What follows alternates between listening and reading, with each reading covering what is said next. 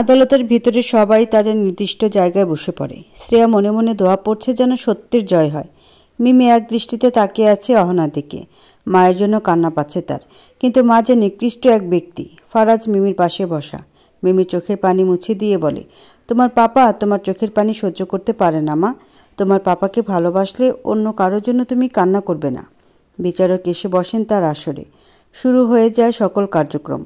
ফারাজের উকিল কিছুক্ষণ তার বক্তৃতা দিতে থাকেন, যেগুলো ছিল যুক্তিযুক্ত। কিন্তু তারপর অহনার উকিল দাঁড়িয়ে কিছু বক্তৃতা দিয়ে বলে ওঠে, খোঁজ নিয়ে জানা গেছে লাস্ট কিছুদিন হলো মিসেস শ্রেয়া মিস্টার ফারাজের কোম্পানিতে জব করছেন। এর আগে কিন্তু মিসেস শ্রেয়া মিস্টার রনির সাথে হ্যাপি লাইফ লিড করেছিলেন। এই জব পাওয়ার পর মিসেস শ্রেয়া ছেড়ে চলে আসেন তার পরিবারকে। ইনফ্যাক্ট তিনি তার মায়ের সাথে কোনো প্রকার যোগাযোগ রাখেননি। এর যুক্তিযুক্ত প্রমাণ আমাদের কাছে আছে। আমি মিস্টার রনির বাড়িওয়ালাকে কার্ড করা এনে কিছু জিজ্ঞাসা করতে চাই। তার আগে তাদের অ্যাপয়েন্টমেন্ট পেপার আপনাকে দেওয়া হলো বলে স্ত্রীর ইন্টারভিউয়ের দিন যে সিভি জমা দেওয়া হয় তার ডকুমেন্ট দেওয়া হয় বিচারককে। তারপর বাড়িওয়ালাকে কার্ড করা এনে প্রশ্ন করা হয়, মিসেস শ্রেয়া তার স্বামী সংসার ছেড়ে যান কত তারিখে? বাড়িওয়ালার সোজা সাপটা উত্তর 23 তারিখ। অহনার উকিল আবারও বলে, আর মিসেস শ্রেয়া জবের চান্স পায় 22 তারিখে। ইনফ্যাক্ট জব পেয়ে সে ছেড়ে আসে তার সংসার। Am I right? বাড়িওয়ালা এবার শ্রেয়ার দিকে তাকিয়ে বলে, এত কিছু জানি না, তবে শ্রেয়া 23 তারিখ সকালে বের হয় সেখান থেকে। তারপর উকিল একটু হেসে বলেন, মিসেস শ্রেয়া ও মিসেস অর্পা দুজনে বেস্ট ফ্রেন্ড। তাদের প্রায় সময় দেখা সাক্ষাৎ হয়। আবার মিসেস অর্পার ভাসুর মিস্টার ফারাজ চৌধুরী। ঘটনাচক্রে মিসেস অর্পার ভাসুর মিস্টার ফারাজ চৌধুরী আর মিসেস শ্রেয়ার মানে মিসেস অর্পার বেস্ট ফ্রেন্ডের কন্টিনিউ দেখা সাক্ষাৎ হয়। এর মধ্যে আবার এনারা সংসার ভাঙার পায়তারা করতে থাকেন। দুই তরফ থেকে কিন্তু মিস্টার ফারাজ চৌধুরী ও মিসেস শ্রেয়া ডিভোর্সের জন্য ব্যস্ততা দেখিয়েছেন। তাহলে তো বলা যায় আসলে রিলেশনশিপ মিস্টার রনি ও মিসেস অহনা নয়, মিস্টার ফারাজ চৌধুরী ও মিসেস শ্রেয়া করেন। কিন্তু মিস্টার ফারাজ চৌধুরী তার স্ত্রী ও সন্তানের জন্য কিছু করতে পারছিলেন না। এদিকে মিসেস শ্রেয়া তার মাকে ভয় পায়, আর মিস্টার রনির সাথে সেপারেশন হতে পারছিলেন না। তাই চুক্তি করে আগে তারা চাকরিতে জয়েন করেন।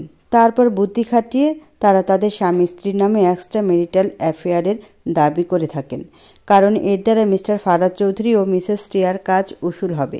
ইউর অনার, এখানে স্পষ্ট বোঝা যায় যে মিসেস অহনা পুরোপুরি নির্দোষ, কারণ তার কোনো প্রমাণ আমরা দেখতে পাচ্ছি না। কিন্তু মিস্টার ফারাজ ও মিসেস শ্রেয়া যে আগে থেকে সাক্ষাৎ করতেন এটার যথাযথ প্রমাণ আমরা দেখছি। অহনার উকিলের মুখে এমন কথা শুনে স্তব্ধ হয়ে গেল শ্রেয়া ও অর্পা। অহনা এভাবে সব কিছু ঘুরিয়ে দিল ভাবতেই পারছে না। রনি নিজেও কাঠগড়ায় দাঁড়িয়ে হাসতে থাকে। অহনা জেলে এসে দেখা দিয়েছিল রনির সাথে, সব কিছু খুলে বলে রনিকে। তাই তো রনি শান্তিতে আছে। বিচারক বলে ওঠে, আপনার আর কিছু বলার আছে মিস্টার হাসান? কথাটি ফারাজের মামা রিফাত হাসানকে বলেন, যিনি ফারাজের উকিল। উনি এবার ফারাজের দিকে তাকালেন, তারপর একটি রহস্যের হাসি দিয়ে উঠে দাঁড়ালেন। তারপর বলেন, ইওর অনার, আমরা তো এতক্ষণ শুধু যুক্তিযুক্ত বয়ান শুনছিলাম, কিন্তু আমরা কি যুক্তিযুক্ত প্রমাণ দেখেছি? ভ্রু কুচকে তাকালো অহনা ও অহনার উকিল। রিফাত হাসান বলেন, আমার বিপরীত বন্ধুর ভাষ্যমতে মিসেস শ্রেয়া ও মিস্টার ফারাজ রিলেশনশিপে ছিলেন। তাহলে তাদের শুধু জবের প্রমাণ কেন থাকবে? কিছু প্রণয়ের মোমেন্টও তো থাকবে। অহনার উকিল তাকালো অহনার দিকে। অহনা মাথা নাড়িয়ে না বুঝিয়ে দিল, মানে তার কাছে কোনো প্রমাণ নেই। রিফাত হাসান আবার বলেন, মিসেস শ্রেয়া জবে জয়েন করেছেন আজ 1 সপ্তাহ। তার এই কয়দিন ট্রেনিং ছিল, তিনি সাকসেস হয়েছেন। কিন্তু জব পাওয়ার মানেই কি প্রেম হয়ে যায়? শাক দিয়ে মাছ ঢাকার মতো কাজ না করে একজ্যাক্ট প্রমাণ পেশ করা উচিত, যেটা আমি আপনাকে দিতে পারবো। এবার যেন ভয় পেল রনি ও অহনা। রিফাত হাসান একটি ভিডিও ক্লিপ অন করেন, যেটাতে স্পষ্ট দেখা যাচ্ছে রনি ও অহনা রেস্টুরেন্টে একসাথে আলাপ করছে। এছাড়া কিছু ছবি দেখানো হলো। সবশেষে এমন একটি ভিডিও দেখানো হলো যেটা দেখে সবাই নীরব হয়ে গেল। ভিডিওটিতে ছিল মিমিকে বেধরম মারছে অহনা। মিমিকে মারতে মারতে বলে, তোমার পাপাকে আমাদের ব্যাপারে কিছু বলবে না। যদি বলো তাহলে তোমার পাপা আর আমি আলাদা হয়ে যাব। তখন তোমার সাথে কেউ মিশবে না। লোকে বলবে মিমি ভালো না। মিমি আসলে ওর মাকে ভালোই বাসে না। ছোট মিমি কান্না করছে। অহনা অবাক হয়। এই ভিডিও কখন করা হলো? ফারাজ এবার অহনার দিকে তাকিয়ে রহস্যের হাসি দিতে থাকে।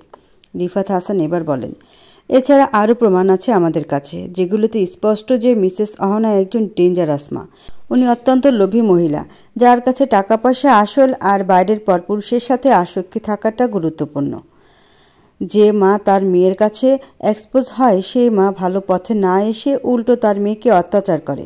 এটার থেকে নিকৃষ্ট মহিলা আমার দেখা মতে একটাও নেই। আমরা জানি মা নষ্ট হতে পারে, কিন্তু সে তার সন্তানের জন্য শ্রেষ্ঠ মা হয়ে থাকে। কিন্তু এখানে মিমি মেয়েটার পুরো সময়টা তার বাবার সাথে কাটায়। মিস্টার ফারাজের পুরো লাইফ হেল করে দেন এই মিসেস অহনা। ছোটোখাটো একটি কোম্পানি নিয়ে হ্যাপি লাইফ ছিলেন ফারাজ চৌধুরীর। মিসেস অহনার সাথে বিয়ে হওয়ার পর থেকে তার চাহিদা পূরণে ব্যস্ত হয়ে পড়েন। বউ সকল চাওয়া পাওয়া পূরণ করতে দিন রাত খাটতে থাকেন মিস্টার ফারাজ চৌধুরী। বিয়ের পর থেকে অল্প কিছুতে সন্তুষ্ট থাকতেন না মিসেস অহনা। প্রত্যেক পদক্ষেপে এটা চাই ওটা চাই। স্ত্রীর মন জোগাতে নিজেও দিনরাত পরিশ্রম করে যান। বাবা মা ভাই ও বউকে সুখে রাখতে তিনি অক্লান্ত পরিশ্রম করতে থাকেন। ধীরে ধীরে সফলতা তাকে বিদেশে নিয়ে যায়। বিদেশে যাওয়ার আগে জন্ম নেয় আমাদের ছোট্ট মিমি। দীর্ঘ 4 বছর সেখানে পরিশ্রম করে এসে দেশের কোম্পানিকে অনেক উপরে লেভেলে করে তোলেন তিনি। সারাদিন পরিশ্রম করার পরও মেয়েকে সময় দিয়ে আগলে রাখেন ফারাজ চৌধুরী। কিন্তু মা হিসেবে মিসেস অহনা মেয়েকে সময় দিতেই পারেনি। সন্দেহ তো তখন থেকেই শুরু হয়। ধীরে ধীরে ফারাজ চৌধুরী খোঁজ লাগান মিসেস অহনার ব্যাপারে। খোঁজ নিয়ে দেখা যায় মিসেস অহনার কলেজ লাইফের প্রেমিকে মিস্টার রনি। তার কিছু ছবি আমরা মিস্টার রনির বন্ধুর থেকে কালেক্ট করেছি বলেই ছবিগুলো দেখালো বিচারককে। ছবিগুলো স্পষ্ট বোঝা যায় পুরনো। রিফাত হাসান আবার বলেন, মিসেস অহনার মূল উদ্দেশ্য ছিল ফারাজ চৌধুরীর সম্পত্তি, টাকা পয়সার দিকে। তার কাছ থেকে সব কিছু আদায় করে তিনি সময় কাটাতেন মিস্টার রনির সাথে। মিমির মতো বাচ্চাকে সময় না দিয়ে মহিলাটি অন্য পুরুষের সাথে সম্পর্কে রেখে যান। অন্যদিকে মিস্টার ফারাজ অক্লান্ত পরিশ্রম করেন তার মেয়ে, বউ ও পুরো পরিবারের জন্য। আমাদের দেশের অনেক নারীর স্বামী প্রবাসী, কিন্তু কেন থাকে তারা? দিন রাত পরিশ্রম করে যে অর্থ উপার্জন করা হয়, এই সব তো পুরুষ মানুষ তার বউ আর সন্তানের জন্য করে। কিন্তু বউ হিসেবে স্বামীর কষ্ট বোঝার অধিকার মিসেস অহনা রাখা উচিত ছিল। এভাবে পরকীয়ায় লিপ্ত না হয়ে তার উচিত ছিল ফারাজ চৌধুরীর সাথে সম্পর্ক এগিয়ে নেওয়া, অথবা একটি মিউচুয়াল সেপারেশনে যাওয়া, যার একটাও মিসেস অহনা করেনি। এই সব কিছুর প্রমাণ আপনাদেরকে দেখানো হলো বলেই সকল প্রমাণ বিচারকের সামনে আনা হয়। বিচারক সব দেখিয়ে অহনার উকিলকে জিজ্ঞাসা করে, আপনার আর কিছু বলার আছে বা দেখানোর আছে? অহনার উকিল মাথা নত করে আছে। এতগুলো প্রমাণ দেখিয়ে কিছু বলতে পারছেন না। কিছুক্ষণ চুপ থেকে তিনি বলেন, সব কিছু মানলাম, কিন্তু এটা আমরা বুঝলাম না মিসেস শ্রিয়া কেন তার মাকে না জানিয়ে স্বামী ছেড়ে এলেন। মিস্টার রনির সাথে কি এমন হয়েছিল যে মিসেস শ্রিয়া এইভাবে বের হন? রিফাত হাসান এবার বলে ওঠেন, এই কথাটি না হয় মিসেস শ্রিয়া নিজেই বলুক। বিচারকের আদেশে শ্রেয়াকে কাঠগড়ায় আনা হয়। অহনার উকিল প্রশ্ন করে, আপনি কি চাকরি পাওয়ার পর এই সংসার ছেড়ে চলে আসেন? শ্রেয়া সোজাসুজি উত্তর দেয়, হ্যাঁ। কেন? তার আগে কেন ছাড়েন না সংসার? আমি নিজের একটা পরিচয় করতে চেয়েছি। মিস্টার ফারাজের অফিসেই কেন? কারণ ওখানে আমার রেফারেন্স ছিল তাই। আজকাল চাকরির রেফারেন্স ছাড়া আসে না, যদিও আসে তা ভাগ্য করে আসে। শ্রেয়ার এমন স্ট্রেট কথা শুনে রনি নিজেই হা হয়ে তাকালো শ্রেয়ার দিকে। শ্রেয়া এমন স্মার্টলি উত্তর করবে এটা ভাবনার বাইরে ছিল রনির। অহনার উকিল বলে, রেফারেন্স তো আপনার বেস্ট ফ্রেন্ড, তার ভাসুরের কোম্পানিতে জব দিলেন। আপনি কেন জবটি করতে রাজি হলেন? যেহেতু আপনার স্বামী আর তার স্ত্রী রিলেশনে আছেন। কারেকশন, আমি জানতাম না আমার বসের ওয়াইফের সাথে এই লোকটি রিলেশন আছে। তাহলে আমি নিজে থেকেই দেখে ফেলি এই লোকের নোংরা কর্ম। তার প্রমাণ আমার কাছে আছে। আমি নিজেও আমার মতো আলাদা ডিভোর্সের জন্য অ্যাপ্লাই করেছি। যদি ডিভোর্সে এনারা সমস্যা করে, তাই আমি প্রমাণগুলো কালেক্ট করি। কিন্তু বুঝিনি আমি ছাড়াও আরও কেউ তার নামে কেস করেছে। শুধু এটাই না, এই লোক তার প্রেমিকার জন্য আমাকে দিনই রাতে নির্মম অত্যাচার করেছেন। শুধু যে উনি করেছেন এটা বললে ভুল হবে, এনার পুরো পরিবার আমাকে অত্যাচার করত। প্রমাণগুলো দেখাতে পারবেন? শ্রেয়া মাথা নাড়িয়ে ওর ফোনের মেমোরি কার্ড খুলে রিফাত হাসানের অ্যাসিস্ট্যান্টের হাতে দেন। মেমোরি কার্ড একটি পেনড্রাইভে ঢুকিয়ে ভিডিও ওপেন করতে দেখা যায় সেদিনের করা সম্পূর্ণ ভিডিও, যেটা দেখে আঁতকে ওঠে সৃষ্টি বেগম। এরপর আরও কিছু প্রমাণ পেয়ে বিচারক রায় দেন। সকল প্রমাণ সাপেক্ষ গ্রহণ করে দেখা যায় আসল অপরাধী মিসেস অহনা ও মিস্টার রনি। যেহেতু এই ধরনের কেসে মেয়েদের শাস্তিস্বরূপ কোনো আইন দাবিদার করেনি, তাই মিস্টার ফারাজ চৌধুরী আলাদা একটি কেস পেশ করেছেন। তার মতে মিসেস অহনা একজন জালিম মা এবং একজন প্রতারক। সে যে পদে পদে মানুষকে ঠকিয়ে নিজের স্বার্থ উসুল করে। এই ধরনের নারীর জন্য সকল নারীরা আজ দুর্বিষহ। যুক্তিযুক্ত প্রমাণ ও দাবিদারের ফলে মিসেস অহনা তার সমস্ত কিছু মিমির নামে লিখে দিবেন। এছাড়া 497 ধারা অনুযায়ী মিস্টার রনিকে 5 বছরের কারাদণ্ড প্রদান করা হলো। বিচারকের এমন রায় শুনে থমকে যায় রনি ও অহনা। রুবিনা কান্না করে দেন। তার দুই মেয়ে একবার ভাই তো একবার মায়ের দিকে দেখতে থাকে। ঘাবড়ে গেছে সবাই। অহনা হাত মুঠ করে আছে, সে তার সর্বস্ব হারাবে এখন। ফারাজ একটি পেপার এগিয়ে দিল অহনার সামনে। পেপারটি দেখিয়ে বলে, এখানে সম্পত্তির বিষয় এবং ডিভোর্স দুটি উল্লেখ আছে। সই করে দাও, না হলে আমাকে আবার স্টেপ নিতে হবে। অহনা আশেপাশে তাকিয়ে সই করে দিল। বিচারক চলে গেছে তার রায় দেওয়ার সাথে সাথে। রনিকে নিয়ে যখন পুলিশ বের হতে নিবে ঠিক তখনই রনির মুখে একটি জুতা ছুঁড়ে আসে। সবাই কাঙ্ক্ষিত ব্যক্তির দিকে তাকালে দেখতে পেল কাজটি সৃষ্টি বেগম করেছেন। রিমলি খুশি হয়ে সৃষ্টি বেগমকে জড়িয়ে ধরে। আজ আর রনি বা রুবিনা কেউ কিছু বলতে পারছে না। শ্রেয়া রনির সামনে এসে দাঁড়ালো। একবার মিমির দিকে তাকিয়ে আবার রনির মুখের দিকে তাকালো। শরীরের সর্বস্ব শক্তি দিয়ে একটি চড় মেরে বলল, লজ্জা করে না একটি ছোট বাচ্চার মায়ের সাথে নোংরামি করতে? ছি, তোমার মতো মানুষ বেঁচে না থাকাই উত্তম। বলেই সরে আসে শ্রেয়া। মিমি এক দৃষ্টিতে তাকিয়ে আছে অহনার দিকে। অহনা সই করার পর কাগজে ফারাজ নিজেও সই করে দেয়। মিমির চোখ থেকে পানি পড়ছে। মায়ের স্নেহ মমতা ছাড়ে বেড়ে উঠেছে মিমি, কিন্তু তারপরও মা বলে চিনেছে কাউকে। অর্পা এসে দাঁড়ালো মিমির কাছে। মিমিকে কোলে নিয়ে বলে, কষ্ট পায় না মা? তুমি না ব্রেভ গার্ল? তুমি তো বলেছিলে পচা কাজে শাস্তি দিতে। তোমার পাপার সাথে মিলে পচা লোকদের শাস্তি দিবে, সে যতই তোমার মাম্মি হোক। তাহলে এখন কেন কষ্ট পাচ্ছ আমার মিমি সোনা? মিমি জড়িয়ে ধরে অর্পাকে কান্না করে দেয়। বলে ওঠে, মাম্মি এত পচা কেন? তোমরা আমাকে শিখিয়ে দাও কোনটা পচা কাজ কোনটা ভালো কাজ। তাহলে কেন মাম্মিকে শিখিয়ে দাওনি? মিমির মাথায় হাত বুলিয়ে অর্পা বলে, কারণ তুমি ছোট বাচ্চা। আমরা বড়রা তো ছোটদের সব কিছু শিখিয়ে দিই, বড়দেরকে তো শেখানো থাকে। পচা কাজ শিখিয়েছ সবাই মাম্মিকে। একটু জোরে বলে ওঠে মিমি। ফারাজ এসে মিমিকে আগলে নেয়। শ্রেয়ার চোখ দিয়ে পানি পড়ছে। নিজের জন্য না, অসহায় মিমির জন্য। কঠিন জীবন তো মিমি নিজেও পার করেছে। অহনার কাছে এসে শ্রেয়া দাঁড়াতেই অহনা মুখ ঘুরিয়ে নেয়। অহনাকে খুঁটিয়ে দেখল শ্রেয়া। মুখ থেকে থু মেরে ছুঁড়ে মারল অহনার মুখে। মিমির দিকে আঙুল দেখিয়ে বলে, মেয়েটাকে দেখেও কি এসব নোংরা জীবন থেকে বের হয়ে আসতে মন চাইতো না? অর্পা এসে শ্রেয়াকে ধরে বলে, আরে এ মেয়ে তো সবসময় একটা কথাই বলে, ওর নাকি বেবি নেওয়ার ইচ্ছা ছিল না, ইনসিডেন্টলি হয়েছে, লাইফ এনজয় করবে। অল্প বয়সে বাবা মা বিয়ে না দিলে এতদিনে নাকি মহারানী বিদেশ ট্যুর দিত। আরও কত কি আছে। এই মেয়ের কর্মকাণ্ডের জন্য ওর বাবা মাও ঘরে বসে কান্না করছে। লোকলজ্জার ভয়েতে আসতে পারেনি তারা।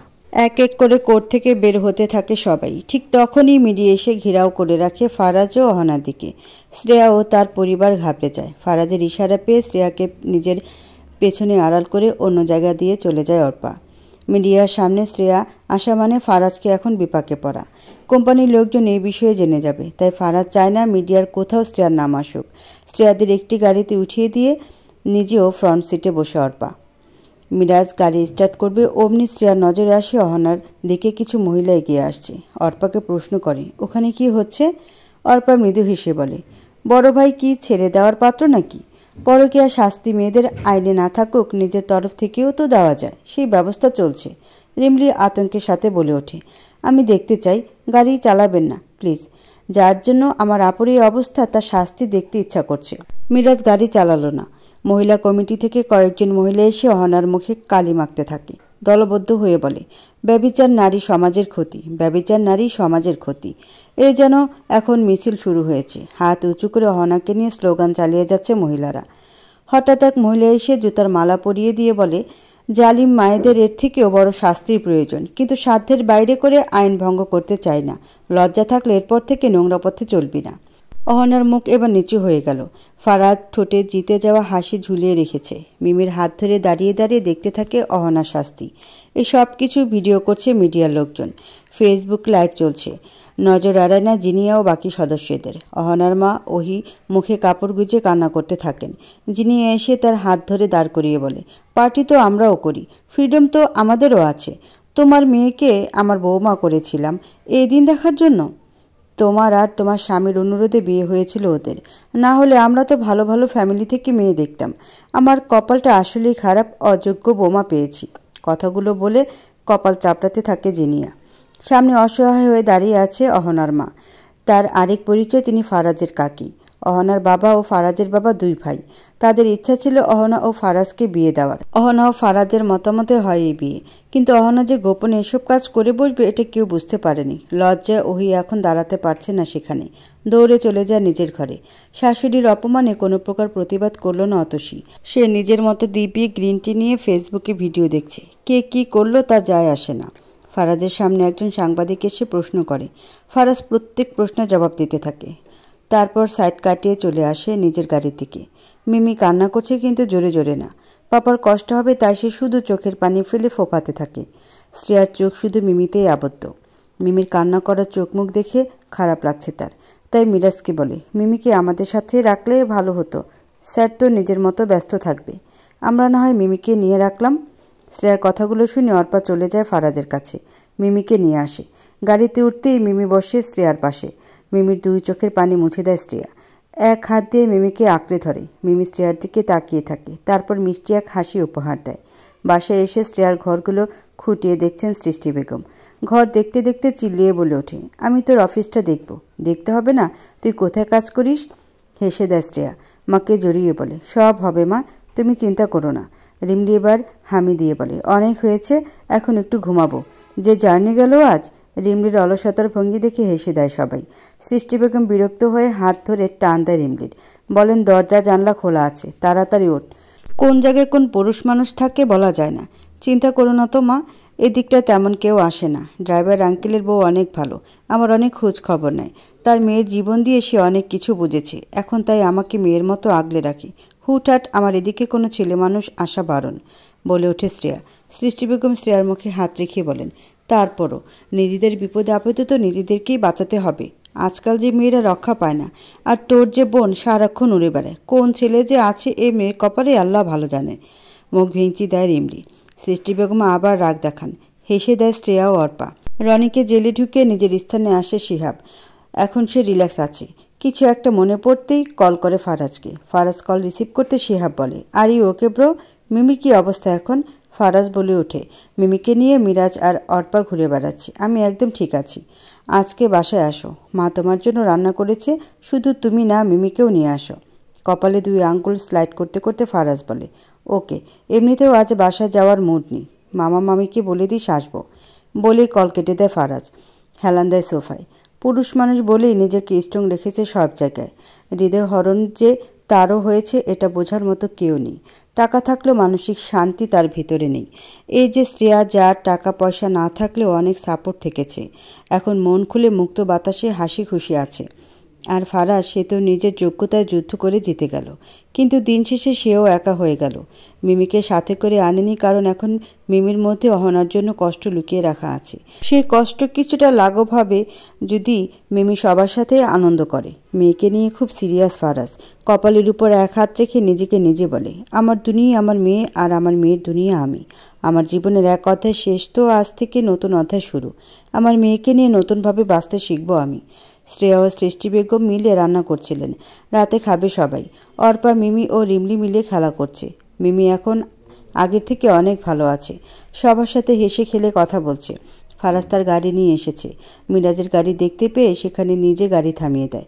শ্রেয়ার বাড়ির সামনে এসে দরজায় টোকা দেয়, যদিও দরজা খোলা ছিল। সৃষ্টি বেগম প্রাকৃতিক বাতাস বেশি পছন্দ করেন, তাই দরজা খোলা রেখেছেন। ফারাজকে দেখে মিমি দৌড়ে যায়, ফারাজকে জড়িয়ে ধরে বলে, আমরা এখনই চলে যাব পাপা? মিমিকে জড়িয়ে ধরে ফারাজ বলে, হ্যাঁ মা, তোমার শিহাব কাকু ফোন করেছিল, আজকে আমাদের ওখানে যেতে বলেছে। সৃষ্টি বেগম এগিয়ে এসে বলেন, রাতের খাবারটা খেয়ে যাও বাবা, আমার মামা মামি আজ দাওয়াত দিয়ে রেখেছেন, আমি হ্যাঁ করেছি ওনাদের, তাই এখন সম্ভব না, পরে একদিন হবে। কথাগুলো বলে অর্পার দিকে তাকিয়ে ফারাজ বলে, তুমি যাবে আমাদের সাথে নাকি মিরাজ আসবে? ও এসে আমাকে নিয়ে যাবে, মামি কল করেছিল, আমি যাব না আজ। আচ্ছা, আজ তাহলে আসি। মিমি হাত দিয়ে টাটা দেখিয়ে দিল সবাইকে। শ্রেয়া নিজেও হাত দিয়ে টাটা দেখিয়ে বিদায় দিল। ফারাজ ও মিমি চলে যেতে শ্রেয়ার ফোনে কল আসে। মিসেস তানহার কল এসেছে। শ্রেয়া রিসিভ করতেই বলে ওঠে, তোমার ডিভোর্সের কাগজ রেডি, কাল এসে সই করে দিও। দীর্ঘশ্বাস নিয়ে শ্রেয়া বলে, ওকে, আপনাকে অসংখ্য ধন্যবাদ। It's my duty dear. শ্রেয়ার কথা শুনে সৃষ্টি বেগম বলেন, কি হয়েছে? ডিভোর্সের কাগজ রেডি, কাল সই করে দিতে হবে। সব কিছু কত দ্রুত হয়ে গেল। অর্পা এসে শ্রেয়ার পাশে দাঁড়িয়ে বলে, সে যাই হোক, শেষ ভালো যা সব ভালো তার, বলে শ্রেয়াকে জড়িয়ে ধরে অর্পা। সৃষ্টি বেগম কৃতজ্ঞতা জানায় অর্পাকে। সবাই আনন্দ করতে থাকে। মিরাজ আসার পর চলে যায় অর্পা। সবাই চলে যাওয়ার পর এবার একটু ফোন হাতে নিল রিমলি। উদ্দেশ্য তার গল্প পোস্ট করা। ভালোভাবে গল্প রিচেক দিয়ে পোস্ট করে দিল ফেসবুকে। সাথে সাথে একটি লাভ রিয়েক্ট আসে। রিমলি চেক করে দেখে আইডির নাম শিহাব হাসান। একটা ছবিও নেই আইডিতে, শুধু আছে ব্লার ছবি দেওয়া। আবার কিছু ছবি অন্ধকার রাস্তায় মুখ লুকিয়ে রাখা। বিড়বিড় করে রিমলি বলে ওঠে, ফেক আইডি নাকি, বুঝবো কিভাবে? ফেসবুকে একটা ছবিও নেই, ছেলে মানুষ, তাও আবার পুলিশ, সে কিনা পিক দেয় না আইডিতে, আবার মেয়েদের মেসেজ করে। সকাল সকাল ব্যাগ গুছিয়ে বাড়ি থেকে বের হতে নেয় ওহি। টেবিলে বসে খাবার খাচ্ছিল ফারাজ সহ বাকি সদস্য। ওহিকে এভাবে বের হতে দেখে ফারাজ উঠে দাঁড়ায়। এগিয়ে এসে ওহিকে প্রশ্ন করে, এত সকাল সকাল তুমি কোথায় যাচ্ছ কাকি? ওহির চোখে পানি। পানিগুলো মুছে মাথা নত করে বলে, পাপ করেছি আমি, এক পাপী মেয়েকে জন্ম দিয়ে কোনো শিক্ষা দিতে পারিনি। আমি তোর জীবনটা নষ্ট করে দিয়েছি। আমার মেয়েটার সাথে তোর বিয়েটা না দিলেই ভালো হতো। আমার মেয়েটা তোকে ঠকালো। যেখানে আমার মেয়ে তোদের এত বড় ক্ষতি করেছে, মা হয়ে কোন মুখে থাকি তোদের সামনে? তাই চলে যাচ্ছি আমি। ওহির হাত থেকে ব্যাগটা নিয়ে ফারাজ বলে, এভাবে পালিয়ে যাওয়ার কোনো মানে নেই। যে অন্যায় করেছে সে শাস্তি পাচ্ছে। তুমি কোনো অন্যায় করনি। কে বলেছে আমি অন্যায় করিনি? আমার তো প্রতিটি করা কাজই অন্যায়। প্রথম অন্যায় করেছি বামন হয়ে চাঁদে পা দেওয়া, মানে তোর কাকার মতো বড়লোক কাউকে বিয়ে করা। কথাগুলো ফারাজের কাকা তিহানের দিকে তাকিয়ে বলেন। ফারাজের কাকা তো ভাই তুর্যর বয়স যখন 6 বছর তার মা মারা যায়, ফারাজের কাকা তিহান বিয়ে করে ওহিকে। বিয়ের বছর কয়েক পর ওহি হঠাৎ করে মা হওয়ার অনুভূতি পায়, কিন্তু বাচ্চাটা নিয়ে আগ্রহী ছিল না কেউ। তিহানের মতে তার ছেলের ভালোবাসা কমে যাবে। তুর্য নিজেও ক্ষিপ্ত হয়ে থাকত, কিন্তু ওহি অনুরোধ করে বাচ্চাটি নেয়। অহনার জন্মের পর ভালোভাবে যত্ন করতে পারে না অহনাকে। তুর্য এসে এসে ওহিকে নিজের সাথে ব্যস্ত রাখত। ওহি যদি একটু বলতো এখন অহনাকে খাওয়াতে হবে, ঠিক তখনই তিহান বাসায় আসলে নালিশ করে দিত তুর্য। ছেলের প্রতি হওয়া অযত্ন উপলব্ধি করে ওহিকে করেন নির্যাতন। আস্তে আস্তে অহনাকে ছেড়ে দিয়ে তুর্যর মন মতো হয়ে চলত ওহি। অহনাকে না করেছে কখনো আদর, না করেছে ঠিকমতো শাসন। হুটহাট মাথা গরম থাকলে অহনাকে ধরে মারত ওহি। কখনো অহনাকে সামলাতে আসেনি কেউ। মেয়েটা যে রাগে দুঃখে নষ্ট পথে নিজের স্বাধীনতা বেছে নিয়েছিল, এটা শুধু ওহি একাই বুঝতে পারছে। ফারাজ বা অন্য কাউকে বোঝালে কেউ বুঝতে চাইবে না অহনার এই নষ্ট পথে আসার সূচনা। তাই আজও মুখ বুজে চলে যেতে চান তিনি। অহনার পথ চলাটা না হয় তার জন্য ছিল, কিন্তু বিয়ের পর তো নিজেকে বদলাতে পারত। ফারাজ তো তার সর্বস্ব দিয়ে অহনাকে ভালোবেসেছে, অহনার চাওয়া পাওয়া পূরণ করেছে। অহনা তখন তো নিজেকে সংযত করেনি। নিজের মর্জিতে চলা অহনার এই অন্যায়কে প্রশ্রয় দিতে পারবে না ওহি নিজেও। ফারাজ ওহির ব্যাগ নিয়ে সিঁড়ি দিয়ে উঠতে উঠতে বলে, তুমি কোথাও যাবে না, তুমি এই বাড়িতেই থাকবে। তুমি এই বাড়িতে বউ হয়ে এসেছো নিজ যোগ্যতায়। তোমার মেয়ের দোষ আমরা তোমাকে দিব না, আর কেউ তোমাকে এই নিয়ে কিছু বলবে না। যদি বলে আমি তাকে দেখে নিব। সকাল সকাল অফিসে এসে শ্রেয়া অবাক হয়ে দেখতে থাকে চারপাশ, ফুল দিয়ে সাজানো বিল্ডিংটা। খুঁটিয়ে খুঁটিয়ে দেখতে থাকে সব কিছু। অনেক সুন্দর দেখা যাচ্ছে। এ নিয়ে এসে শ্রেয়াকে বলে, কেমন আছো শেহনাজ? শ্রেয়া মৃদু হাসল। এই নামটা তো শুধু সার্টিফিকেট অবধি থাকে, এখন এনি তাকে এই নামে ডাকছে। শ্রেয়া উত্তরে জানিয়ে দেয়, ভালো, আপনি? আমি অনেক ভালো। আজ অফিসে কিছু আছে? অ্যাকচুয়ালি হ্যান্ডসাম তার লাইফের কঠিন এক সময় পার করেছে। এই সময়টার জন্য তাকে ব্রেভ জানানো উচিত। তাই আমরা ছোটোখাটো অনুষ্ঠান করছি। জীবনের কঠিন কঠিন মুহূর্ত কতজন পারে সফলভাবে কাটিয়ে দিতে? আসলেই তাই। স্যার অনেক সাহসী। তুমিও কিন্তু কম না। তোমার ভিতরেও সাহস আছে, কিন্তু ওটাকে জাগ্রত করতে পারো না। এবার থেকে করব। আলতো হাসি এনি। সবাই হাততালি দিতে থাকে। শব্দ পেয়ে পিছনে তাকিয়ে দেখতে পেল ফারাজ এসেছে। এনে এসে একটি ফুলের তোড়া দিয়ে ফারাজকে বলে, happy new life handsome. Faraz ফুলগুলো নিয়ে বলে, থ্যাংক ইউ অ্যানি। বলে নিজের কেবিনের দিকে যেতে নিবে, এনি পথ আটকিয়ে বলে, আরও একটি সারপ্রাইজ আছে তোমার জন্য। বুরকুচকে ফারাজ বলে, কি? চলো আমাদের সাথে। বলে ফারাজকে নিয়ে যায় ক্যান্টিনে। শ্রেয়াকে ইশারা করে বুঝিয়ে দেয় সেদিকে যেতে। শ্রেয়া এনির ইশারা পেয়ে ওদের পিছনে যেতে থাকে। ফারাজের সামনে একটি টেবিলে কেক রাখা আছে। এনি কেক কাটা ছুরি দিয়ে বলে, তোমার নতুন জীবন আমরা নতুনভাবে পালন করছি। সব অশুভ দিনগুলো শেষ করে বাকি দিনগুলো শুভ করার জন্য এই মিষ্টি মুখ। ইউ নো দ্যাট আমরা সবাই সবার আনন্দে সামিল থাকি, তাই তোমার এই দিনটিও আমরা একসাথে উদযাপন করব, না করবে না? ফারাজ হালকা হেসে ছুরিটা নিয়ে কেক কাটে। এনিকে খাইয়ে দেয়। তারপর এনি সবাইকে খাইয়ে দিতে থাকে। সবাই সবার মতো আনন্দ করতে থাকে। এনি এসে শ্রেয়ার কাছে দাঁড়ায়। শ্রেয়াকে নিজের হাতে কেক খাইয়ে দিয়ে বলে, শুভ হোক তোমার বাকি দিনগুলো মাই লেডি। এনির মুখের দিকে তাকিয়ে শ্রেয়া বলে ওঠে, আপনি জানেন হ্যান্ডসাম আমার থেকে কিছুই লুকায় না। হ্যান্ডসামের অবর্তমানে আমি তো এই কোম্পানি দেখে রাখতাম। বলা যায় আমি সবার বেস্ট ফ্রেন্ড। জীবনের ভালো মন্দ অনেকের বিষয়ে আমি অবগত, তেমন হ্যান্ডসামের বিষয়ে আমি অবগত। সেখান থেকেই কাল তোমার ব্যাপারে জেনেছি বলে শ্রেয়ার মুখের কাছে কেক এগিয়ে দেয়নি। শ্রেয়া নিল কেক। টিস্যু দিয়ে হাত মুছতে মুছতে ফারাজ এগিয়ে আসে শ্রেয়া ও এনির দিকে। শ্রেয়াকে উদ্দেশ্য করে বলে, এখানের কাজ শেষ করে আমার কেবিনে আসবেন। Okay sir. ফারাজ চলে যেতে কিছুক্ষণ নাচ গান করতে থাকে অফিস কলিগরা মিলে। তারপর যে যার কাজে ব্যস্ত হয়ে পড়ে। শ্রেয়া এসে ফারাজের কেবিনে নক করে। ফারাজ বলে, কামিন। থাই গ্লাসের দরজা খুলে শ্রেয়া ভিতরে আসে। চেয়ারে বসতে ফারাজ কিছু ফাইল দিয়ে বলে, আমরা কাল বাইরে মিটিং করব। মিটিংটি লাঞ্চ টাইমের আগে হবে। ওখানে বাইরের থেকে লোকজন আসবে। আপনাকে এই ফাইল দেখে সব কিছু বুঝে নিতে হবে। আমি যখন যে ফাইল চাইব তখন সেই ফাইল দিবেন। ওদের সামনে আমি সব কিছু প্রেজেন্ট করব। আপনি শুধু বিষয়গুলো ফলো করবেন। নেক্সট থেকে আপনাকে এগুলো প্রেজেন্ট করতে হবে। শ্রেয়া ফাইলগুলো নিয়ে বলে, ওকে স্যার, আমি সব কিছু ফলো করব। ওকে, তাহলে আপনি এগুলো চেক করতে থাকুন, প্রয়োজন হলে ডেকে নিব। শিওর স্যার, বলে উঠে দাঁড়ায় শ্রেয়া। নিজের কেবিনে যাওয়ার জন্য পা বাড়াতেই ফারাজ পেছন থেকে বলে ওঠে, শুনুন। শ্রেয়া ঘুরে দাঁড়ালো। ফারাজ বলে, ব্যক্তিগত জীবনে কাউকে কিছু জানানোর প্রয়োজন নেই। এনি শুধু জানে। কিন্তু আপাতত এই বিষয়ে আর কেউ জানলে অনেক কিছু ফেস করতে হবে আপনাকে সহ। আমি আমার মেয়েকে নিয়ে এই বিষয় নিয়ে আলোচনায় আসতে চাই না। শ্রেয়া মাথা নাড়ালো। যদিও সে কাউকে কিছু বলতো না, কিন্তু মেয়ে মানুষ তো কথা চেপে রাখতে পারে না। তাই শ্রেয়াকে অ্যালার্ট করে দিল ফারাজ। শ্রেয়াকে ইশারা করতে শ্রেয়া চলে যায়। ল্যাপটপ ওপেন করে নিজের কাজে ব্যস্ত হয়ে পড়ে ফারাজ। শ্রেয়া এসে তার কেবিনে বসে ফাইলগুলো চেক করে। চোখ পিটপিট করে চারপাশে তাকিয়ে অচেনা জায়গা পেয়ে সাথে সাথে বিছানা থেকে উঠে পড়ে অহনা। ভালোভাবে চারপাশে তাকিয়ে দেখতে থাকে। নিজের হাতে থাকা ব্যাগটি খুঁজতে থাকে। ঠিক তখনই হুইল চেয়ারে করে একজন মহিলা এসে বলে, কিছু খুঁজছো মা? অহনা দেখল মহিলাটিকে। বিরক্ত লাগছে তার সব কিছু। চোখ মুখ কুঁচকে বলে, আমার ব্যাগ? ওটা আমি আলমারিতে রেখেছি। ও, তোমার নাম কি? এত রাতে বাড়ির বাইরে কি করছিলে? অহনা রাগ দেখিয়ে বলে, আমি যাই করি না কেন আপনাকে কেন বলবো? মহিলাটি একটু ক্ষিপ্ত হলো। প্রশ্ন করলো, বাবা মা কিছু শেখায়নি তোমাকে? এগুলো কেমন ব্যবহার? অহনা কোনো উত্তর করল না। মনে মনে বলতে থাকে, বাবা মা আমাকে কিছু শেখানোর সময় পেলে তো শেখাবে। মহিলাটি অহনার কাছে এগিয়ে এসে বলে, হাত মুখ ধুয়ে এসো, মুখে কালি লেগে আছে। ওই রাতে আমার ড্রাইভার তোমাকে নিয়ে এসেছিল এখানে। তুমি নাকি রাস্তা দিয়ে হাঁটছিলে, হঠাৎ ধাক্কা লাগে আমার গাড়ির সাথে। মুখে কালি লেগে আছে শুনতেই অহনার মনে পড়ে গেল কালকের কথা। মুখটা ফ্যাকাশে হয়ে আসে তার। মহিলাটি বলেন, এভাবে মন খারাপ করে কিছু ভাবতে হবে না। যাও, ফ্রেশ হয়ে কিছু খেয়ে নেবে, তারপর না হয় নিজের বাড়িতে যাবে। নিজের বাড়ির কথা শুনতেই অহনা বলে ওঠে, আমার কোনো বাড়ি নেই। মহিলাটি অহনা জামা কাপড় দেখে বলে, এত দামা পরা মেয়েটি বলছে তার কোনো বাড়ি নেই। হাতে তো ছিল দামি একটি ব্যাগ। অহনা কথা না বাড়িয়ে চলে যায় ওয়াশরুমে। কথা বাড়াতে চায় না সে। নিজের ইচ্ছার বাইরে এখন কারো পরোয়া করে না অহনা। অহনা ভিতরে যেতেই মহিলাটির ফোনে কল আসে। রিসিভ করতে ওপাশ থেকে ওনার ছেলে বলে, আমি পৌঁছে গেছি মা। শুনলাম আমাদের গাড়ির সাথে কেউ অ্যাক্সিডেন্ট করেছে। মহিলাটির নাম নাজমা আর তার ছেলে নিবিড়।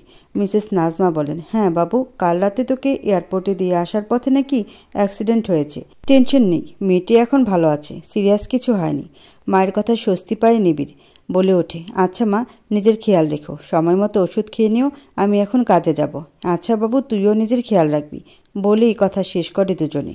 শ্রেয়া এসেছে মিসেস তানহার কাছে। সাথে এসেছে সৃষ্টি বেগম, রিমলি ও অর্পা। মিসেস তানহাকে উদ্দেশ্য করে শ্রেয়া বলে, রনির মা কোথায়? মুচকি হাসলেন মিসেস তানহা। শাশুড়িকে আজ মা না ডেকে স্বামীর মা সম্বোধন করছে। অবশ্য ওরা যেটা করেছে তাতে মন বিষিয়ে যাওয়ার কথা। শ্রেয়া তো সেখানে কিছু না করে ছাড় দিয়েছে। কিছু কাগজ বের করে সামনে রেখে মিসেস তানহা বলেন, আসবেন উনি একটু পর। তোমার পাওনা টাকা নিয়েই আসবে, না হলে যে তার বিরুদ্ধে তুমি অ্যাকশন নিবে। কথাগুলো বলে হেসে দেয় মিসেস তানহা। শ্রেয়া নিজেও এবার মুখ বুজে মিষ্টি হাসি উপহার দেয়। অপেক্ষা করছে রুবিনার আসার। এখান থেকে কাজ শেষ করে আবার অফিসে যেতে হবে তাকে। লাঞ্চ টাইম এসেছে ডিভোর্সের কাগজ শেষ করতে। হাত মুখ ধুয়ে বাইরে বের হয় অহনা। অহনার মুখের দিকে কিছুক্ষণ তাকিয়ে থাকেন নাজমা। অহনা নিজের মতো মুখ মুছতে ব্যস্ত। হুইল চেয়ার ঘুরিয়ে নাজমা বলেন, নিচে চলো, কিছু খেয়ে নেবে। অহনা কিছু বলে না। আসলেই তার এখন ক্ষুধা লেগেছে। দুপুর হয়ে এসেছে এখন। কাল রাত থেকেই না খাওয়া আসে। নাজমা এখন সার্ভেন্টকে ডাকতেই সে এসে নাজমাকে নিয়ে নিচে যায়। পিছু পিছু হাঁটতে থাকে অহনা। অবশেষে অপেক্ষার অবসান ঘটল শ্রেয়ার। রুবিনা ও তার 2 মেয়ে এসেছে, একটি ব্যাগ হাতে করে আনে। আজ রুবিনার চোখে মুখে স্পষ্ট ইতস্তত বোধ দেখা যাচ্ছে। রুবিনা এসে সোজা দাঁড়ালো শ্রেয়ার সামনে। কোনো কথা না বলে শ্রেয়ার দিকে ব্যাগটি এগিয়ে দিল। তারপর মাথা নত করে বলে, এখানে কাবিনের টাকা আর তোমার মায়ের থেকে নেওয়া টাকাগুলো আছে। একেবারে সব দিতে পারিনি, অনেক কষ্ট করে এই কয়দিনে গুছিয়ে আনতে হয়েছে সব। শ্রেয়া ব্যাগটি হাতে নেয়, রুবেনের দিকে তাকিয়ে বলে, অবশেষে আমি আমার পাওনা টাকা তো পেলাম, ওটাই যথেষ্ট, বাকিটা আমি দাবি রাখলাম না। কথাগুলো বলে শ্রেয়া ঘুরে দাঁড়ায় মিসেস তানহার দিকে। মিসেস তানহা দুজনের কথাগুলো শুনছিল। শ্রেয়া ঘুরে দাঁড়াতেই এবার তালাকের কাগজ এগিয়ে দিল। কাগজটি পড়ল শ্রেয়া। রনি থেকে সই নিয়েছে মিসেস তানহা। এবার শুধু তার সই করার অপেক্ষা। টেবিল থেকে একটি কলম নিয়ে শ্রেয়া সই করে দেয় কাগজটিতে। মিসেস তানহা বলেন, কয়দিন পর তুমি এটার একটা কপি পাবে। মাথা নাড়িয়ে সম্মতি জানালো শ্রেয়া। সৃষ্টি বেগমের হাত ধরে বের হবে তার আগে রুবিনা এসে দাঁড়ায় শ্রেয়ার সামনে। হাত জোর করে শ্রেয়াকে বলে, আমি আর আমার পরিবার যা কিছু করেছি তার জন্য ক্ষমা চাইছি। আমার ছেলে কৃতকর্মের জন্য আমি ক্ষমা চাই, ক্ষমা করে দিও ওকে। আজ তৃপ্তি পাচ্ছে শ্রেয়া। এতদিন করা অন্যায়ের জন্য অন্তত শেষে এসেও ক্ষমা তো চেয়েছে। শ্রেয়া বলে ওঠে, ক্ষমা সবার মুখে মুখে আদান প্রদান হয় ঠিকই, কিন্তু ক্ষমা করে দেওয়াটা না, মন থেকে আসে। আমি মুখে বলে দিব আমি ক্ষমা করেছি, আর আমার মন হাজার চাইলেও আপনাদের ক্ষমা করতে পারবে না। তাহলে কি সম্ভব? যদি কোনোদিন আমার মন মানতে চায় তো সেদিন না বলতেই আমার তরফ থেকে ক্ষমা পাবেন। এখনও শরীরের ক্ষতগুলো মেটেনি, মনের ক্ষত তো অনেক দূর। কথাগুলো বলেই বাইরে আসে শ্রেয়া। গাড়ির সামনে এসে কান্না করতে থাকে। চোখের সামনে ভাসতে থাকে পুরনো অতীত, যেখানে সে পায়নি এক ফালি সুখ। কত কিছু করে চেষ্টা করেছিল সবার মন পাবার, কিন্তু না, এরা মন দেয়নি। তাহলে আজ কেন শ্রেয়া এদের এত তাড়াতাড়ি ক্ষমা করবে? অর্পা এসে শ্রেয়াকে জড়িয়ে ধরে বলে, চল অফিসে যাবি, আন্টিকেও একটু তোর অফিস ঘুরিয়ে দেখাবো। চোখের পানি মুছে শ্রেয়া উঠল গাড়িতে। সৃষ্টি বেগম ও রিমলি উঠেছে। রিমলি অনেক খুশি, সে তার বোনের অফিসে যাচ্ছে। এই কথা ওই কথা বলে হাত নাড়াতে থাকে রিমলি। না চাইতেই মা বোন আর বান্ধবীর সঙ্গ পেয়ে মনটা খুশিতে ভরে যায় শ্রেয়ার। অফিসের সামনে এসে গাড়ি থামতেই সৃষ্টি বেগম ইতস্তত বোধ করেন। হাত গুটিয়ে শ্রেয়ার দিকে তাকিয়ে বলেন, ও মা, এটা অনেক বড় রাজপ্রাসাদের মতো রে, এখানে থাকতে হবে না আমাদের, চল বাড়ি ফিরে যাই। বলে যে পেছনে চলে যেতে নেবে অমনি 2 পাশে 2 হাত ধরে আটকিয়ে নেয় রিমলি আর অর্পা। পেছন থেকে মিমি বলে ওঠে, তুমি তো দেখছি খুব ভীতু। পাপা বলে ভীতুদের ভাত নেই, দেখবে তোমারও ভাত নেই। হা হয়ে যায় শ্রেয়া আর সৃষ্টি বেগম। মুখ টিপে হাসতে থাকে রিমলি। না পেরে এবার জোরেই হেসে দেয়। তারপর বলে, আমার মা আর বোন একটু বেশি ভীতু, সব সময় এমন করে। চোখ রাঙিয়ে তাকালো সৃষ্টি বেগম। রিমলি চুপ হয়ে যায়। মিমি আজ একটি ফ্রক পরে পুতুল কোলে নিয়ে এসেছে, স্কুলে যায়নি সে। অর্পার থেকে শুনেছিল আজ শ্রেয়ার মা ও বোন আসবে, তাই মিমিও এসেছে মাত্র। মিমি এসে ভরসার হাত বাড়িয়ে ভেতরে নিয়ে যায় সৃষ্টি বেগমকে। সৃষ্টি বেগম ছোট মিমির হাত ধরে চলে যায়। অহনা খাবার খেয়ে এবার উঠে দাঁড়ায় মিসেস নাজমাকে বলে, আমি এবার গেলাম। হুইল চেয়ারে বসা অবস্থায় মিসেস নাজমা বলেন, কোথায় যাবে তুমি? যেদিকে যাই না কেন আপনাকে কেন বলবো? একটু হাসলো নাজমা। বলেন, একা মেয়ে, এদিক ওদিক খালি দৌড়াতেই হবে। কাছে যা আছে তা দিয়ে তো ওই কয়দিন চলে যাবে, তারপর কি করবে তুমি? ভেবে দেখলো অহনা, কথাগুলো সঠিক। এখন কোনো কাজ পাওয়া সম্ভব না তার। মিডিয়াতে ছড়িয়ে গেছে তার করা পাপ।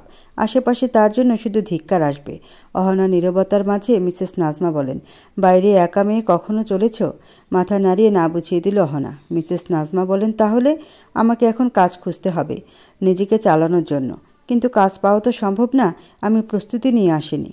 আপাতত তোমাকে একটা কাজ দিতে পারি, করবে? কি কাজ? আমার এই বাড়িতে আমি একাই থাকি।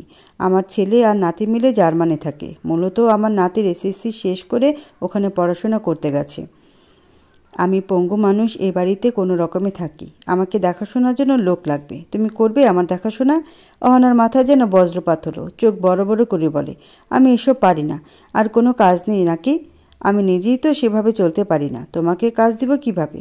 ভালো একটি উপায় দিলাম, রাজি থাকলে বলো। চুপ করে ভাবতে থাকে অহনা। এখন যদি মিসেস নাজমাকে দেখতে হয় তাহলেও অন্তত তার মাসে কিছু আয় হবে। তাই বলে, ঠিক আছে, আমি রাজি এই কাজ করতে। কত দেওয়া হবে মাসে? আমার দেখাশোনা করতে মাসে তোমাকে 5,000 দিব। ফুঁসে উঠে অহনা বলে, মাত্র 5,000? এই 5,000 কোনো টাকা হলো? হুইল চেয়ার নিয়ে এগিয়ে আসে মিসেস নাজমা। বলেন, তুমি যে আমার সেবা করবে তার জন্য 3 বেলা তো এখানেই থাকবে, এখানে খাবে, এখানে পড়বে, তাহলে এর থেকে বেশি কেন দিব? কোনো কাজ নেই অহনার হাতে, নিজেকে চালাতে হলে এই কাজ তাকে করতেই হবে। রাজি হয়ে যায় মিসেস নাজমার প্রস্তাবে। মিসেস নাজমা এবার অহনাকে বলেন, কিন্তু আমার একটি শর্ত আছে। চোখ খিটমিট করে অহনা বলে, আবার কি শর্ত? তোমাকে আমাদের সাথে ভালো ব্যবহার করতে হবে। তুমি মেয়ে খুব বেয়াদব আছো। রাগ চেপে বসলো অহনার মাথায়, কিন্তু হাত পা বন্ধ, তাই কিছু বলতে পারছে না সে। মিসেস তানহা বলেন, শুধু তাই না, এবার থেকে সকাল সকাল উঠিয়ে আমার জন্য নাস্তা বানাতে হবে। আমি কি কি ওষুধ খাই ওগুলো বিষয়ে জানতে হবে। নিজেকে এভাবে উড়নচণ্ডী বানানো যাবে না। নমনীয়তা আনতে হবে নিজের মাঝে। যেহেতু বাড়িতে আরও সার্ভেন্ট আছে, তাই আমার মতো হয়ে থাকতে হবে।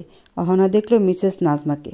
মিসেস নাজমা পরিপাটি হয়ে আছেন, মাথায় কাপড় দেওয়া, চুলগুলো ঢেকে রাখা। অহনা বুঝলো তাকে এভাবে থাকতে বলা হচ্ছে। শর্তগুলোর একটাও পালন করা সম্ভব না অহনার কাছে। বিরক্তিকর সাথে বলে, আমি পারবো না, আমি কোনোদিন এভাবে চলিনি। খুব ঘুম থেকে উঠতেই তো আমার সকাল 11টা ওপার হয়ে যায়। ওটাকে সকাল বলে না মেয়ে, আসল সকাল তো ভোর 5টার পর। সূর্য ওঠার সুন্দর মুহূর্ত তোমরা মডার্ন মেয়েরা মিস করো। যাই হোক, এটা তোমার কাজের রুলস, পালন না করলে কাজ হবে না তোমার। আর তুমি কাজ না পেলে আমার যায় আসে না, আমি আমার মতো অন্য কাউকে খুঁজে নেব। হাত ফুসকে টাকা বেরিয়ে যাওয়া যাবে না, তাই বাধ্য হয়ে অহনা বলে, আচ্ছা আমি রাজি। মুচকে হাসি দিয়ে মিসেস নাজমা বলেন, ভেরি গুড। অফিসের বাইরেটা দেখে যতটা ঘাবড়ে যায় সৃষ্টি বেগম, অফিসের ভিতরে সে তার থেকেও বেশি ঘাবড়ে যায়। এখানে তো সব মেয়েরাই ছোট ছোট ড্রেস পরা, বিশেষ করে এনি নিজেও টপস আর জিন্স পরা। এটা দেখিয়ে মাথা ঘুরছে তার। সৃষ্টি বেগম তার মাথার আঁচলটা আরেকটু এগিয়ে দিয়ে মুখ ঢেকে বলে, হ্যাঁ রে, এখানে বুড়িরাও রং ঢং করে। শ্রেয়া দেখলো এনিকে। এনি মুখে মিষ্টি হাসি ঝুলিয়ে তাকিয়ে আছে সৃষ্টি বেগমের দিকে। মূলত তিনি ওয়েলকাম করতে এখানে আছে, আর সৃষ্টি বেগম গ্রাম্য আবির্ভাব ধরে রেখে কথা বলছেন। রিমলি এবার বলে ওঠে, উফ মা, ওরা যা পারে করুক, আপু তো আর অমন করে চলে না। এখানে কাজ দেখে ড্রেস না। তুই কিভাবে জানলি? পড়াশোনা করি আমি, সাথে টিভি সিরিয়াল তো দেখি, তাই না? এনে এসে সাক্ষাৎ করে সৃষ্টি বেগমের সাথে। সৃষ্টি বেগম কী বলবেন না বলবেন বুঝে উঠতে পারছেন না, কিন্তু এনির মিষ্টি ব্যবহারে সৃষ্টি বেগম একটু শান্তি পেল। তার ভাষ্যমতে বড় বড় জায়গার মানুষ অহংকারী হয়, ওদের কথার মধ্যে আলাদা পার্সোনালিটি কাজ করে। মিমি ছুটে চলে যায় ফারাজের কাছে। দুপুরে এখনও খায়নি সে। ফারাজকে নিয়ে বাইরে এসে মিমি বলে, পাপা দেখো, আন্টির মা আর বোন এসেছে। আন্টির মা না বলতে হয় নানু। বলি ফারাজ চলে যায় সৃষ্টি বেগমের কাছে। সৃষ্টি বেগমকে সালাম দিয়ে কিছু কথা বলে ডাক দেয় একজন কর্মীকে। সে কাছে আসলেই ফারাজ বলে, এনাদেরকে চারপাশ ঘুরিয়ে দেখাও। কর্মী নিয়ে গেল ওদের। শ্রেয়া চলে যায় কেবিনে। তার ফাইলগুলো ভালোভাবে চেক করতে হবে। শ্রেয়ার কাজের মাঝে রিমলে এসে বসে শ্রেয়ার কেবিনে। বলে ওঠে, তোমার ভাগ্যটা অনেক ভালো আপু, কি সুন্দর জায়গায় কাজ পেয়েছ। আহ, তোমার কেবিনে আবার এসি আছে। ফাইল দেখতে দেখতে শ্রেয়া বলে, এসি তো পুরো কোম্পানি জুড়েই আছে। হ্যাঁ তো আছে, কিন্তু অর্পা আপুর জন্য আজ তুমি এখানে। সব থেকে বড় ভাগ্য এমন বান্ধবী পাওয়া। মুচকি হেসে শ্রেয়া বলে, অর্পা যেমন আমার বেস্ট ফ্রেন্ড, তুইও আমার বেস্ট বোন। তোরা আমাকে এগিয়ে যেতে আসার হাত বাড়িয়ে দিয়েছিস, না হলে আমি আজ এতদূর এগোতে পারতাম না। তবে আপু, আই মাস্ট সে তোমার boss is too much handsome. এমন হ্যান্ডসাম রেখে অন্য পুরুষের প্রতি আসক্ত হয় কিভাবে? ওখানে তুই শুনিসনি রনিয়া রহনা কলেজ লাইফ থেকে রিলেশনে ছিল? বিয়ের পর এত কিছু পেয়েও যখন অহনা স্যারের প্রতি ভালোবাসা আনতে পারেনি, তার মানে তো বোঝাই যায় অহনা রনির প্রতি দুর্বল। অমন নষ্ট দুর্বলতা কোনো মেয়ের না হোক, বাজে মেয়ে একটা। কারো সংসার ভাঙে তো কারো মন, আবার নিজের সন্তানের সাথে। ছি। বাইরে তাকিয়ে শ্রেয়া দেখলো ফারাজ ও মিমি আসছে। ওদের লাঞ্চ কমপ্লিট। শ্রেয়া এবার ইমলিকে বলে, এই বিষয়ে কথা বলা বাদ দে, আর এখন চুপ থাক। স্যার আসছে, আমি কাজ করি, কাল মিটিং আছে। ওকে, করো তুমি কাজ। বলেই এদিক ওদিক খুঁটিয়ে দেখছে রিমলি। শ্রেয়ার কেবিনেও একটি ডিসপ্লে ডল রাখা আছে, তার পাশে ছোট ডেস্ক, সেখানে ফুলদানি দিয়ে সাজানো। সৃষ্টি বেগম সব কিছু দেখতে থাকে। অর্পাও একজন কর্মী মিলে সব কিছু বুঝিয়ে বুঝিয়ে বলতে থাকে তাকে। কিছু ড্রেস পরিয়ে দেখিয়ে দেয় সৃষ্টি বেগমকে। এখন মনটা একটু শান্ত হলো তার। অর্পা বলে ওঠে, এখনও কি টেনশন হচ্ছে তোমার আন্টি? সৃষ্টি বেগম মাথা নাড়িয়ে বলেন, না, এখন একটু শান্তি পাচ্ছি। মেয়ে আমার ভালো জায়গাতেই এসেছে, আমার এখন আর কোনো চিন্তা নেই। ঘর অন্ধকার করে একা বসে অহনার ছবি নিয়ে কান্না করছে ওহি। ছবিটা দেখতে দেখতে বলেন, কেন করলি পাপ? তুই যদি চুরি ডাকাতি করতি, আমি মা হয়ে তাও তোর জন্য প্রতিবাদ করতাম।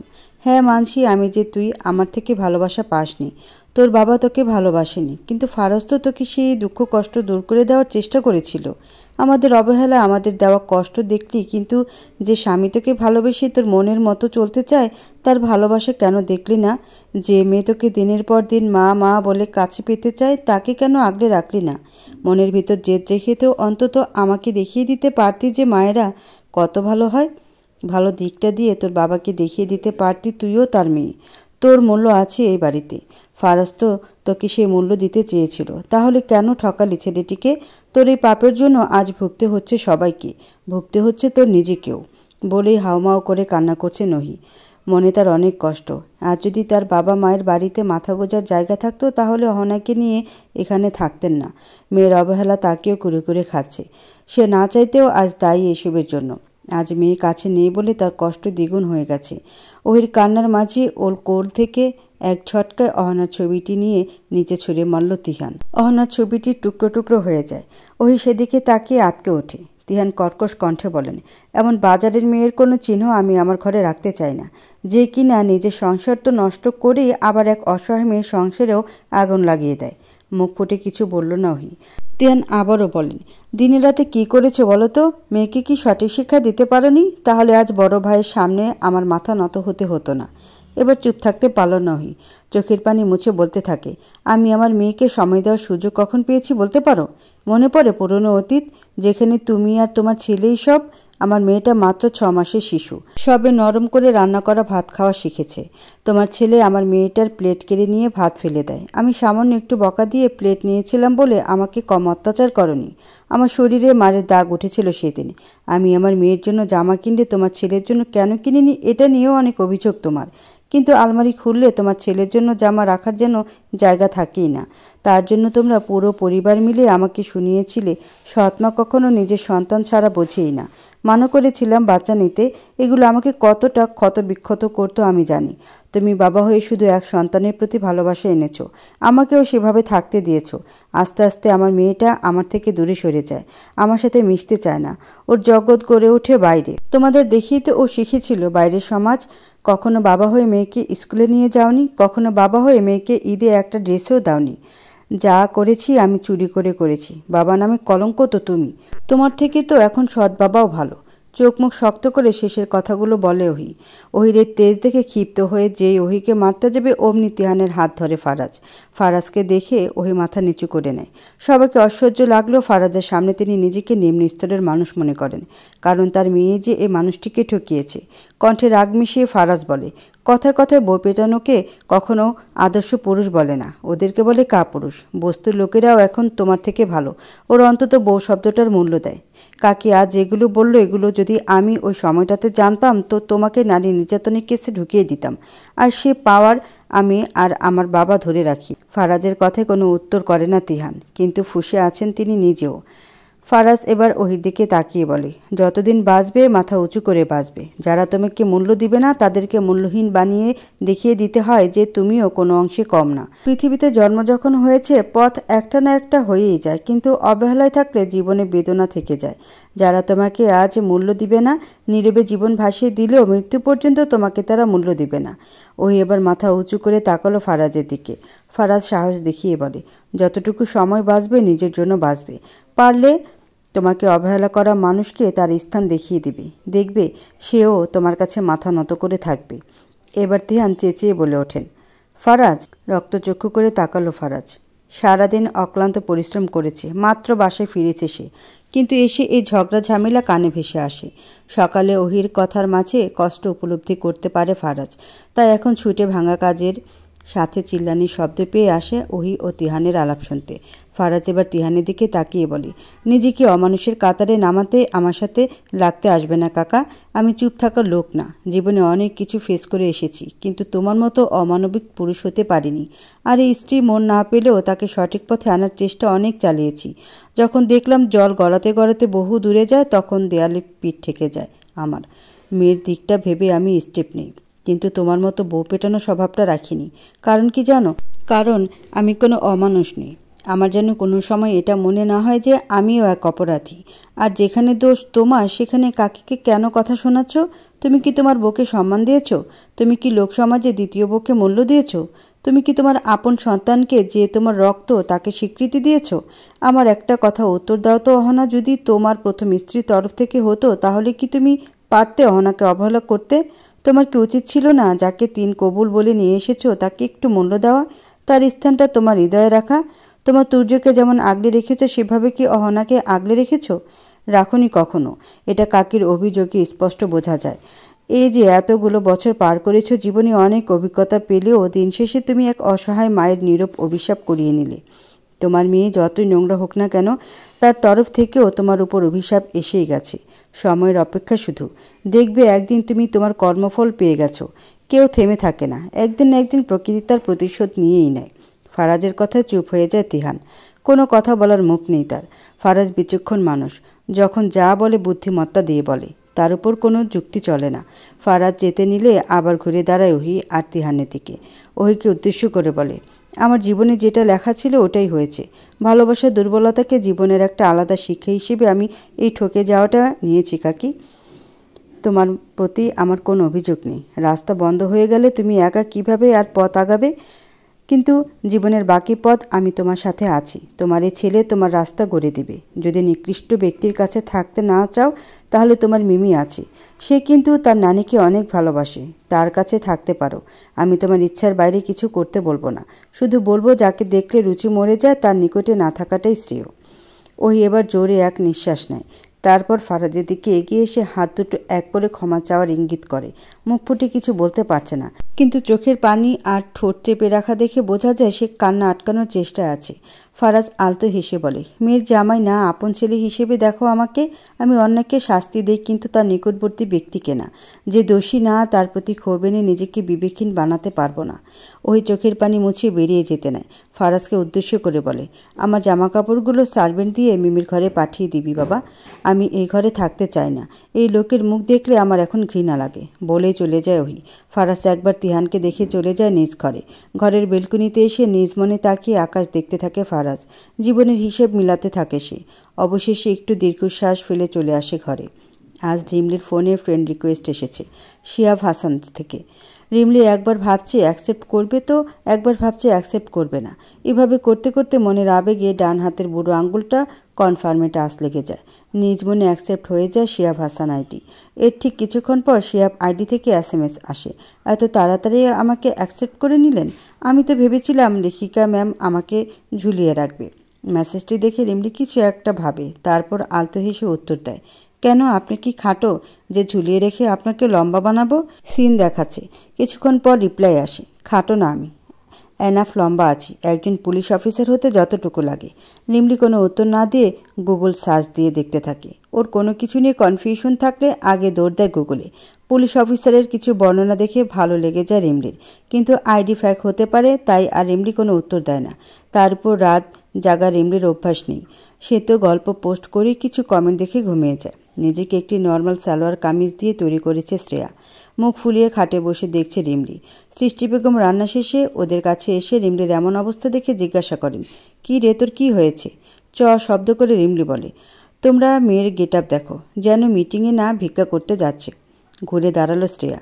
সৃষ্টি বেগম চোখ রাঙিয়ে বলেন, চুপ কর, ঠোঁটকাটা মেয়ে কোথাকার। হা হয়ে মায়ের দিকে তাকিয়ে রিমলি বলে, সত্যি কথাই তো বলেছি।